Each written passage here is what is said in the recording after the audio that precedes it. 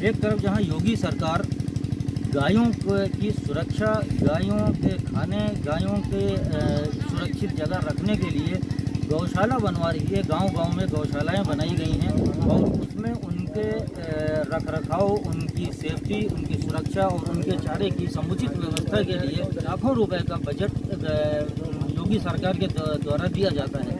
लेकिन यहाँ देखने में आया है कि पिछले कुछ समय से गौशालाओं के जो संचालक हैं, जो प्रधान हैं या जो भी संबंधित अधिकारी हैं, वो एक भ्रष्टाचार में लिप्त होते जा रहे हैं। अभी कुछ दिन पहले आपको मैं बताऊं, घेरवा गांव बेजम ब्लॉक का है, वहां पे एक गाय मृत अवस्था में पाई गई और जब ग्राम प्रधान से इस बाबत पूछा गया तो ग्राम प्रधान कोई साफ सुथरा कोई जवाब नहीं दे सका। जबकि वहां के जो मजदूर हैं, जो वर्कर हैं, उनका कहना है कि ये गाय को चारा न मिलने की वजह से इस गाय की मृत्यु हुई। और मैं इस वक्त हूँ नकहा क्षेत्र के बेलवा गांव में, जहां पे करीब 800 गायों के एक छोटा सा पुलिया है, पुलिया के नीचे पड़े हुए हैं। तो वहाँ पे इन गायों को जब यहाँ पे लाया गया था तो ऐसा गांव वालों का कहना है कि ये मरणासन अवस्था में थी।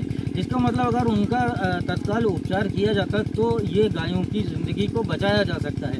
एक तरफ जहाँ हमारे मुख्यमंत्री गायों को लेकर बहुत सोचते हैं और बहुत ज़्यादा उनके खाने और रहने की व्यवस्था करते हैं, वहाँ पे इस तरह से गायों की दुर्दशा हुई है कि यहाँ पे उनको प्रॉपरली चारा न मिलने की वजह से या जो भी हो। बल्कि यहाँ पे गांव वालों ने इस तरह से भी बताया कि ये लोग इस तरह से गायों को ले जाके कहीं पे मरणासन अवस्था में जो गाय होती हैं उनको ले जाके कहीं पे डाल देते हैं और उसके बाद उनको गांव वाले मिट्टी से उनको बंद कर देते हैं। तत्पश्चात कुछ दिनों के पश्चात ये जो गाय की हड्डियाँ हैं उनका ये लोग व्यापार करते हैं। तो इस तरह से एक बड़ा रैकेट, एक बड़ा भ्रष्टाचार सामने आ रहा है। अब ये जांच का विषय होगा, देखना होगा कि संबंधित अधिकारी किस तरह का बयान दे रहे हैं, संबंधित अधिकारी क्या बता रहे हैं।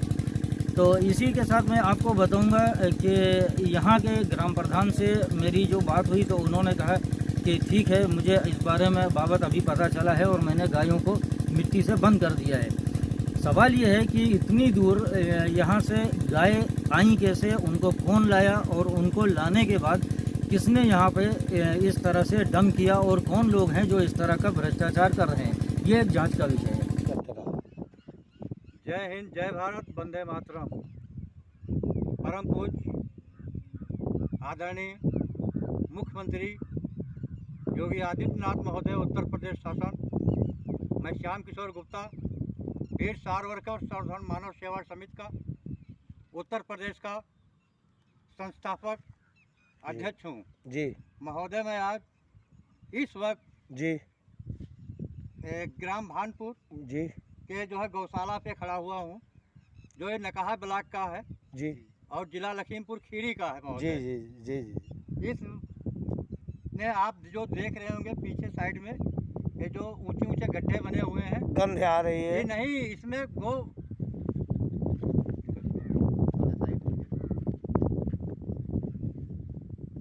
इसमें केवल गौवंशों के 100 दफनाए गए हैं महोदय।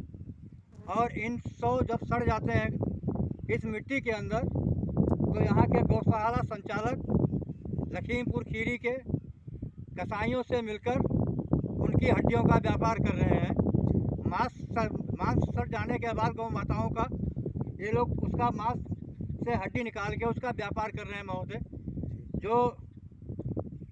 जो ये बहुत निंदनीय है। निंदनीय तो निंदनीय है, ये तो अब आप ही समझेंगे इसको क्या कहा जाए। लेकिन महोदय ये बहुत बड़ा पाप किया जा रहा है जी। आपके शासनकाल के अंदर। इन गोवंशों को इस हिसाब से कितना लंबा ये क्षेत्र है, एरिया जी जिसके 18 ये जितना एरिया आपको चमक रहा है, ये सब 18 साइड से ये सब